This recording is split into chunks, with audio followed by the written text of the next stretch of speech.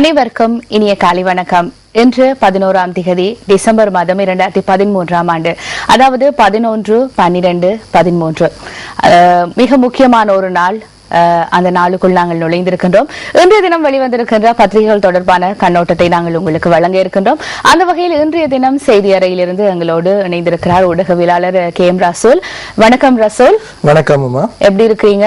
நல்ல சுகமாக இருக்கிறேன். இன்று வெளிவந்த பத்திரிகைகள் தொடர்பான கண்ணோட்டத்தையும் அது தொடர்பான கருத்துக்களையும் பார்க்கலாம்.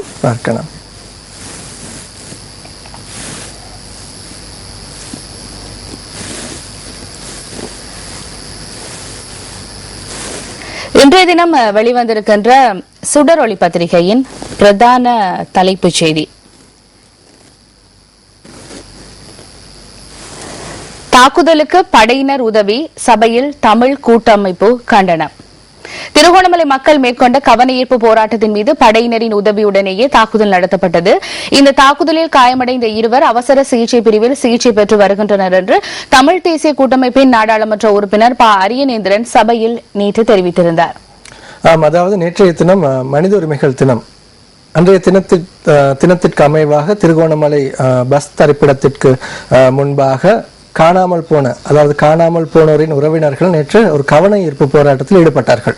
அதன் பொழுது அடையாளம் தெரியாத ஒரு குழுவினர் வந்து அவர்களை தாக்கியதாகவும், இதன் பொழுது சிலர் காயமடைந்திருக்கிறார்கள். இருவர் அவசர சிகிச்சை பிரிவிலும் சிகிச்சைக்குட்படுத்தப்பட்டிருப்பதாகத்தான் செய்திகள் நேற்றைய தினம் எடுத்துக் கொள்ளப்பட்டது. அதுதான் நேற்றைய தினம் பாராளுமன்றத்தில் தெரிவிக்கப்பட்டிருக்கு.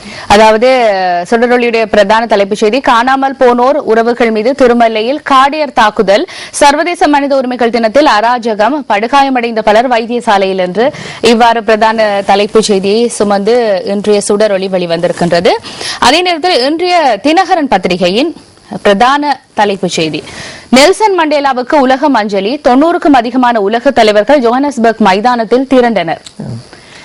அதாவது கருப்பின தலைவர், முதலாவது கருப்பின தலைவர் தென்னாப்பிரிக்காவின் ஜனாதிபதி முன்னாள் நெல்சன் மண்டேலாவின் மறைவிற்கு உலக தலைவர்கள் பலர், அமெரிக்க தலைவர் ஒபாமா உள்ளிட்ட பல தலைவர்கள், ஜனாதிபதி மஹிந்த ராஜபக்ச கூட நேற்று முன்தினம் புறப்பட்டு சென்றிருக்கிறார். 90க்கும் மேற்பட்ட உலக தலைவர்கள் நேற்றிலிருந்து அஞ்சலி செலுத்த ஆரம்பித்திருக்கிறார்கள். உண்மையில் முதலாவது கருப்பின தலைவருக்கு பல நாடுகளிலிருந்தும் பலர் தங்களுடைய அஞ்சலிகளை செலுத்திக் கொண்டிருக்கிறார்கள். அடுத்து இன்றைய தினக்குரல் பத்திரிகையின் பிரதான தலைப்புச் செய்தி: வடக்கின் கன்னி பட்ஜெட், யானை பசிக்கு சோளப்பொரி, மாகாண சபைகளுக்கு அரசு கொடுத்த முக்கியத்துவம் இந்தளவே, சட்ட ரீதியில் முயற்சிப்போம் என்று சொல்லி வந்திருக்கிறது. அது மாத்திரமல்லாமல் அந்த ஒரு வரைபோர்டு, நிறங்கள் அடிப்படையில் பற்றாக்குறை, உத்தேச வருமானம், உத்தேச செலவீனம் என்று மிக விரிவாக காட்டியிருக்கின்றார்கள். 19,481 மில்லியனே இவ்வாறு பகிரப்பட்டிருக்கிறது. அதாவது பகிரப்பட்ட நிதி போதாது என்றும், மாவட்டங்களின் தேவை அடிப்படையில் அதாவது அபிவிருத்திகளை முன்னெடுப்பதில் சர்வதேசத்தின் உதவியும் நிச்சயம் தேவைப்படுவதாக, அதாவது அது காலத்தின் தேவை என்று நேற்று முதலமைச்சர் CV விக்னேஸ்வரன் தமது வரவு செலவு திட்ட உரையில் தெரிவித்திருக்கிறார். அடுத்து இன்றைய தினம் வெளிவந்திருக்கின்ற உதயன் பத்திரிகையின் பிரதான தலைப்புச் செய்தி: தமிழின படுகொலைக்கு நீதி கிடைக்க வேண்டும். வடமாகாண சபை உறுப்பினர்கள் நேற்று போராட்டம். அதாவது தமிழின படுகொலைகளுக்கு சர்வதேச சமூகத்திடம் நீதி வேண்டி நிற்கின்றோம். சர்வதேச மனித உரிமைகள் தினத்தில் இந்த கோரிக்கையை முன்வைத்து தமிழ் தேசிய கூட்டமைப்பின் மாகாண சபை உறுப்பினர்கள் சபை மண்டபத்தின் நடுவில் போராட்டம் ஒன்றை நேற்று திடீரென்று நடத்தியிருந்தார்கள். அதன்போது அவர்கள் பதாதைகளையும் ஏந்திய வண்ணம் இருந்திருந்தார்கள். அதாவது நேற்று சிவாஜிலிங்கம் தலைமையில் 13 பிரேரணைகள் முன்வைக்கப்பட்டு சில பிரேரணைகள் நிறைவேற்றப்பட்டிருக்கின்றன. அதாவது மாகாண ஆளுநர் தொடர்பாகவும் ஏனைய மனித உரிமைகள் விடயங்கள் தொடர்பிலும் நேற்றைய தினம் பிரேரணைகள் முன்வைக்கப்பட்டு நிறைவேற்றப்பட்டிருக்கின்றன. அடுத்து இன்றைய தினம் வெளிவந்திருக்கின்ற வீரகேசரி பத்திரிகையின் பிரதான தலைப்புச் செய்தி: வடமாகாணத்தில் ஆளுநரின் ஆட்சி அதிகார தோரணையில் நடக்கிறது, ஏற்றுக்கொள்ளவே முடியாது. வரவு செலவு திட்ட உரையில் முதலமைச்சர் விக்னேஸ்வரன்: வடக்கில் தற்போதுள்ள நிலையை பார்க்கும்போது விரைவான அரசியல் தீர்வு ஒன்று எட்டப்படாவிடின் தமிழ் பேசும் மக்களுக்கு பதில் சிங்களம் பேசும் மக்களை அதிகரித்து விடுவார்கள். இங்கு ஆளுநரின் ஆட்சி ஆக்கிரமித்து ஒரு ராணுவ அதிகார வேகத்தில் நடைபெற்றுக் கொண்டிருக்கிறது என்று வடமாகாண முதலமைச்சர் CV விக்னேஸ்வரன் சுட்டிக்காட்டியதாக அந்த செய்தி புகைப்படத்தோடு தொடர்ந்து செல்கிறது. அடுத்து இன்றைய தினம் வெளிவந்திருக்கின்ற யாழ் தினக்குரல்: வடக்கின் கன்னி பட்ஜெட், யானை பசிக்கு சோளப்பொரி, மாகாண சபைகளுக்கு அரசு கொடுத்த முக்கியத்துவம் இந்தளவே. அது மாத்திரமல்லாமல் கீழே ஒரு கட்டமிடப்பட்டு ஒரு செய்தி: அடிப்படை மானியம், முதலீட்டு மானியம், அது தொடர்பான விரிவான தகவல்களையும் வழங்கியிருக்கிறார்கள். தெளிவாக அட்டவணைப்படுத்தியிருக்கிறார். ரசூல், இன்றைய தினம் வெளிவந்திருக்கின்ற சிங்கள பத்திரிகைகள் பக்கம் செல்லாமா? ஆமாமா, அதாவது அத பத்திரிகை இன்றைய தினம் தலைப்பு செய்தியாக வெளியிட்டிருக்கின்றது. கிரீடாங்கன துணட்டகத் நய රුපියල් කෝටි 200යි 2015දී කෝටි 100ක් ගෙවිය යුතුයි. ඉතිරිය ගෙවීම් 2017දී. எக்ஸாட் ஜாතිக பக்ஷ மந்திரி ரவி அசு பிரශ්නයකට கிரீடா அமைதி பிலித்துரு දෙයි. அதாவது பாராளுமன்றத்தில் நேற்றைய தினம் குளிர்நிலை விவாதத்தின் போது விளையாட்டு மைதானங்கள் 3 மைதானங்களுக்காக பெற்றுக்கொள்ளப்பட்ட நிர்மாணத்திற்காக பெற்றுக்கொள்ளப்பட்ட கடன்கள் 200 கோடி ரூபாவுக்கும் கோடி ரூபாய் என்று குறிப்பிடப்பட்டிருக்கின்றது. அதாவது 2015ஆம் ஆண்டு 100 கோடி ரூபாய் செலுத்த வேண்டியிருப்பதாகவும் எஞ்சிய தொகை 2017ஆம் ஆண்டில் செலுத்த வேண்டியிருப்பதாகவும் நேற்றைய தினம் பாராளுமன்ற உறுப்பினர் ரவி கருணாநாயக்க எழுப்பிய கேள்விக்கு விளையாட்டுத்துறை அமைச்சர் பதிலளித்திருக்கிறார். ஒரு மிகப்பெரிய ஒரு தொகை இவ்வாறு செலவு செய்யப்பட்டிருக்கிறது. அடுத்து திவாயின பத்திரிகையின் பிரதான தலைப்பு செய்தி දෙවනිවර අයවැය සැකසීම ශ්‍රේෂ්ඨයෙකුගේ අධීක්ෂණයෙන් பரதின சபா ரககன்ன சந்தானே மெதிஹத்வை. அதாவது இரண்டாவது முறையாக உள்ளூராட்சி மன்றங்களில் வரவு செலவு திட்டம் சமர்ப்பிக்கப்பட்டு வருகின்றன. தற்பொழுது சில உள்ளூராட்சி மன்றங்களில் தோற்கடிக்கப்பட்டு வருகின்றன ஆளுங்கட்சி உறுப்பினர்கள் உள்ளிட்ட. பொதுவாக இந்த காலப்பகுதி வரவு செலவு திட்டத்துக்குரிய காலப்பகுதியாக இருக்கிறது. ஒவ்வொரு மாகாண சபைகளிலும் வெவ்வேறான இடங்களிலும் வரவு செலவு திட்டங்கள் சமர்ப்பிக்கப்படுகின்றன. ஆமாம், அந்த வகையில் இந்த செய்தியில் குறிப்பிடப்பட்டிருக்கின்றது. அதாவது தோற்கின்ற சபைகளை பாதுகாப்பதற்காக கூட்டமைப்பு தலையிடுகின்றது என்ற செய்தி தான் அங்கே கூறப்பட்டிருக்கின்றது. அடுத்த பத்திரிகை லங்காதீப பத்திரிகையில் சூரியவெவ பிட்டியே வசரක நடத்துவியதම கோටි 2ක් மாசிக ஆதாயமක් නැහැ கிரீடா அமைதி மැති சபையදී කියයි. அதாவது நேற்றைய தினம் பாராளுமன்றத்தில் விளையாட்டுத்துறை அமைச்சர் தெரிவித்திருக்கிற கருத்து சூரியவெவ விளையாட்டரங்கின் வருடாந்த அதாவது மேற்பார்வை செலவினம் 2 கோடி ரூபாய் என்று குறிப்பிட்டிருக்கின்றார். ஏற்கனவே நாங்கள் அது தொடர்பாக பார்த்திருந்தோம். அடுத்த பத்திரிகை செய்தி ரிவிர பத்திரிகையின் கூறப்பட்டிருக்கின்றது. රජයේ ඉඩම් අක්කර 167ක් විකුණා கோටි 100ක් වංචා කළ සක්විත්තා අත්අඩංගුවට. அதாவது அரச காணிகள் 167 ஏக்கர் அரச காணிகளை விற்று 100 கோடி ரூபாய் மோசடி செய்த சக்வித்தா மோசடி செய்த நபர் 167 ஹெக்டேர் காணி பரப்பு 100 கோடி எல்லாமே பணத்தோடு தொடர்புபட்ட செய்திகளாக வருகிறது. அரசாங்க பத்திரிகை தினமின பத்திரிகையின் பிரதான செய்தி ரஜයේ ඉඩම් හොරට විකුණු ඉඩම් සක්විත්තා අත්අඩංගුවට. லங்காதீப பத்திரிகையில் பார்த்த அதே தலைப்பு செய்தி இங்கேயும் குறிப்பிடப்பட்டிருக்கின்றது.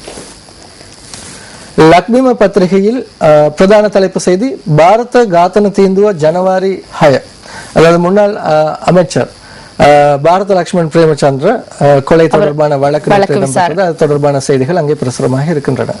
மௌபிம பத்திரிகையில் அகமதி அவுலக அனே அப்போய் கலகொடாத்தே ஞானசார ஹிமி. அதாவது நேற்றைய தினம் பாராளுமன்றத்தில் பிரதமர் தொடர்பாக சில குற்றச்சாட்டுகள் கடந்த சில தினங்களில் முன்வைக்கப்படுகின்றன. அதேவேளை அது தொடர்பாக நேற்றைய தினம் எதிர்கட்சி பிரதம கொறடா ஜோன் அமரதுங்க உரையாற்றியிருந்தார். பிரதமர் மீது சுமத்தப்படுகின்ற குற்றச்சாட்டுகள் ஏற்றுக்கொள்ள முடியாது என்று கூறியிருந்தார். அந்த அடிப்படையில் இங்கே கலகொடாத்தே ஞானசாரஹிமி அது தொடர்பாக கருத்து தெரிவித்திருக்கிறார். அதே நேரம் அது தொடர்பாக விசாரணை நடத்துமாறு நேற்று ஜோன் அமர்த்துங்க கூறியிருக்கிறார். புகைப்படத்தோடு அந்த செய்தி வெளிவந்திருக்கிறது. இன்றைய தினம் சிங்கள பத்திரிகைகள் எவ்வாறான பிரதான தலைப்புச் செய்திகளை சுமந்து வந்திருக்கின்றன என்பது தொடர்பாக நாங்கள் பார்த்திருந்தோம். அடுத்து தமிழ் பத்திரிகைகள் பக்கம் மீண்டும் நாங்கள் செல்லலாம். இன்றைய வீரகேசரி பத்திரிகையின் ஏனைய செய்திகளை நாங்கள் பார்ப்போம். விசாரணைகள் துரிதமடைய வேண்டும், இலங்கையிடம் ஜப்பான் வலியுறுத்தல், தாமதங்கள் களையப்படுவது அவசியம், மார்ச்சுக்குள் முன்னேற்றம் தேவை, ரவ் ஹக்கீமிடம் யசுசி அக்காசி எடுத்துரைப்பு. நிச்சயமாக இது தொடர்பாக செய்தி பிரிவினர் செய்தி வெளியிட்டிருந்தனர். நேற்று பிற்பகல் இலங்கை வந்திருக்கின்றார் ஜப்பானின் இலங்கைக்கான விசேட பிரதிநிதி யசுசி அகாசி. அவர் நேற்றைய தினம் நீதி அமைச்சர் ரவுஃப் ஹக்கீமை சந்தித்து கலந்துரையாடி இருக்கிறார்.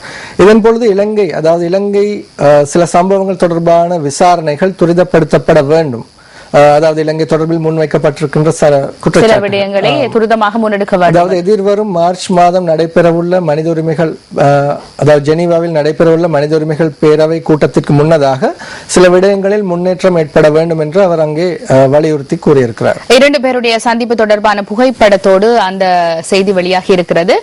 அடுத்த செய்தி தமிழ் மக்களின் உரிமைகளை வென்றெடுத்து வடக்கில் ஜனநாயகத்தை நிலைநாட்ட சர்வதேசத்தின் தலையீடு அவசியம், கூட்டமைப்பின் தலைவர் சம்பந்தன் தெரிவிப்பு என்று ஒரு புகைப்படம் புகைப்படத்தோடு யசுசி அக்காசி மற்றும் சம்பந்தனுடைய சந்திப்பு தொடர்பான ஒரு செய்தி வந்திருக்கிறது. கடந்த அண்மை காலங்களில் வடக்கின் தேர்தலின் பின்னர் இலங்கைக்கு விஜயம் செய்கின்ற பல்வேறு அரசு அதாவது வெளிநாட்டு தலைவர்கள் பிரதிநிதிகள் வடக்கிற்கும் சென்று வடக்கின் நிலைமைகளையும் ஆராய்கின்ற ஒரு நிலைமையை எம்மால் அவதானிக்க முடியும். குறிப்பாக இந்த வடமாகாண சபை தேர்தலுக்கு பின்னர் ஒரு முதலமைச்சர் வடக்கிற்காக நியமிக்கப்பட்டிருக்கிறார். எனவே அவரை சந்திப்பதும் தமிழ் தேசிய கூட்டமைப்பை சந்திப்பதும் அவர்களுடைய நிகழ்ச்சி நிரலில் மிக முக்கியமான ஒன்றாக அமைந்திருக்கிறது. அடுத்த செய்தி, மக்களுக்கு அனைத்தையும் இலவசமாக வழங்கினால் இறுதியில் கோவணத்தையும் கேட்கும் நிலை வரும், பிரதமர் ஜெயரத்ன கூறுகிறார் என்று அவருடைய புகைப்படத்தோடு ஒரு செய்தி வெளிவந்திருக்கிறது. நேற்று பாராளுமன்றத்தில் பிரதமர் ஜெயரத்ன சுவாரஸ்யமான சில கருத்துக்களை வெளியிட்டதுடன் சில முக்கிய விடயங்களையும் உரையாற்றியிருந்தார். அவரது உரையில் குறிப்பிட்டிருக்கிறார், சமுர்தி கொடுப்பனவை கிரமமாக குறைப்பதற்கு நடவடிக்கை எடுக்க வேண்டும் என்று.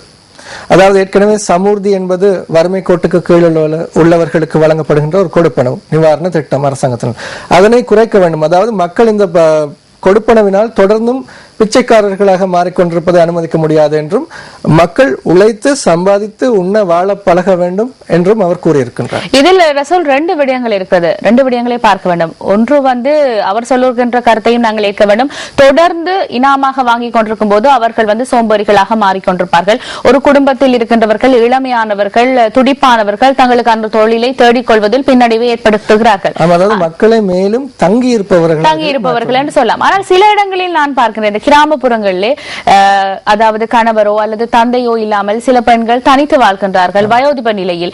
அதே நேரத்தில் சில ஆண்கள் கூட அவ்வாறு இருக்கிறார்கள், குழந்தைகளோ மனைவியோ அல்லது பார்ப்பதற்கு யாரும் இல்லாத ஒரு நிலையில் இருக்கிறார்கள். அவர்களுக்கு இவ்வாறான கொடுப்பனவுகளை நிறுத்தும் போது அவர்களுடைய வாழ்வாதாரம் ஒரு பெரிய பிரச்சனைக்கு உள்ளாகும். உண்மையில் சில இடங்களில் அந்த சமுர்த்தி கொடுப்பனவு தொடர்பாக பல்வேறு பிரச்சனைகளும் இருக்கிறது. அதாவது உரியவர்களை சரியான முறையில் அது சென்றடையவில்லை என்ற ஒரு குற்றச்சாட்டுகளும் இருக்கிறது. இரண்டு பக்கமும் நியாயம் இருக்கிறது. ஆனால் உண்மையில் கஷ்டப்பட்டவர்கள் பாதிப்பை மேற்கொள்வது கஷ்டமான ஒரு விடயமாக இருக்கும். அதாவது சரியான மதிப்பீடுகளை மேற்கொண்டு உரியவர்களுக்கு அது வழங்கப்பட வேண்டும் என்பதுதான் பொதுவாக பலருடைய அபிப்பிராயமாக இருக்கிறது. அடுத்த செய்தி, இலங்கை விமானத்தில் திடீர் கோளாறு, பெரும் விபத்து தவிர்ப்பு. திருச்சியிலிருந்து இலங்கைக்கு புறப்பட்ட விமானத்தில் ஏற்பட்ட திடீர் கோளாறு உடனடியாக கண்டுபிடிக்கப்பட்டதால் பயணிகள் காப்பாற்றப்பட்ட ஒரு செய்தி. திருச்சியிலிருந்து நேற்றைய தினம் இலங்கைக்கு வரவிருந்த விமானத்தில் இறக்கையில் ஏதோ ஒரு கோளாறு இருப்பது கண்டுபிடிக்கப்பட்டிருக்கிறது விமானியினால். அதன் பிறகு அந்த விமானம் மீண்டும் திருப்பி அவர் அந்த விமான நிலையத்தில் தரையிறக்கியிருக்கின்றார். அதனால் அவர்களுடைய உயிர்கள் காப்பாற்றப்பட்டிருக்கின்றன. வீரகேசரி பத்திரிகையின் பிரதான ஆசிரியர் தலையங்கம், பெரும் அதிர்ச்சி ஏற்படுத்தி இருக்கும் அம்மன் சிலை உடைப்பு சம்பவம். அண்மை காலங்களில் இந்த அதாவது சிறுபான்மையின மதங்களின் புனித தலங்கள் இடித்தளிக்கப்படுவதையும் சிலைகள் தகர்க்கப்படுவதையும் அறியக்கூடியதாக இருந்தது செய்திகளில். அதாவது இது குறிப்பாக பதுளை ஹாலியல பிரதேசத்தில் அம்மன் கோயில் உடைப்பு சம்பந்தமாகத்தான் இந்த செய்தி வெளியாக 150 வருட கால பழமை வாய்ந்த ஒரு சிலை உடைக்கப்பட்டிருக்கிறது. அது இந்துக்களுடைய மனதிலே ஒரு தீராத வடுவை ஏற்படுத்தி இருக்கிறது. பொதுவாக இந்த வணக்கஸ்தலங்கள் அது எந்த மதத்துக்கு இருந்தாலும் பரவாயில்லை, வணக்கஸ்தலங்கள் தங்களுடைய துன்பங்களையும் துயரங்களையும் போய் அவர்களிடம் இறைவரிடம் வழிபடுகின்ற ஒரு இடம், அந்த இடங்கள் தாக்கப்படுவது மிகவும் கவலைக்குரிய ஒரு விடயமாகும். ஆமாம், அதாவது அண்மையில் தம்புளை மற்றும் ரத்னபுரியில் 2-3 இந்த ஆலயங்கள், அது மட்டுமல்லாது மலையகத்தில் ஒரு சில இடங்களில் இது போன்ற சம்பவங்கள் தொடர்ச்சியாக இடம்பெற்றுக் கொண்டிருக்கின்றது. இதற்கு முற்றுப்புள்ளி வைக்க வேண்டியது அதிகாரிகளின் கட்டாய தலையாய கடமையாக இருக்கின்றது. அதாவது இது மட்டுமன்றி அண்மையில் பல்வேறு மத தலங்கள் தாக்கப்பட்ட சம்பவங்களும் நாட்டில் இடம்பெற்றிருக்கின்றன. அதாவது பொதுவாக தாக்கப்படுவது ஒரு புறம் இருக்க, அந்த கோவில்கள் அல்லது அந்த வணக்க ஸ்தலங்களில் இருந்து பெருமதியான பொருட்கள் சூறையாடப்படுகின்றன, களவு கொள்ளப்படுகின்றன. அது மாத்திரமில்லாமல் வரலாற்று சிறப்பு மிக்க பொருட்கள் எடுத்துச் செல்லப்படுகின்றன. எனவே ஒரு வம்சத்தின் வரலாறு அவர்களுடைய ஆண்டுகளில் தான் இருக்கும். அந்த ஆண்டுகள் பழமை வாய்ந்த பொருட்கள் கொள்ளையிடப்படும் போது அந்த இனத்தினுடைய அடையாளங்கள் இல்லாமல் போய்விடும். இது ஒரு கவலைக்குரிய ஒரு விடயம். நிச்சயம், அதாவது நல்லிணக்க செயற்பாடுகள் துரிதமாக ஒரு புறம் அரசாங்கத்தினால் முன்னெடுக்கப்பட்டு வருகின்ற நிலையில் இவ்வாறு